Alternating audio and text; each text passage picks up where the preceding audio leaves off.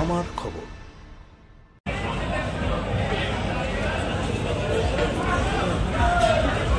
ধন্যবাদ। সভানন্দের প্রতি এরপর বক্তব্য রাখবেন মাননীয় সাংসদ।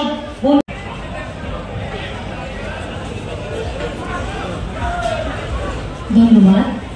সভানন্দের প্রতি এরপর বক্তব্য রাখবেন মাননীয় সাংসদ।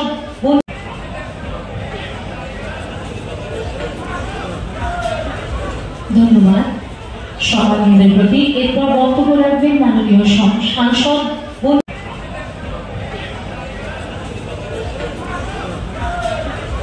ধন্যবাদ।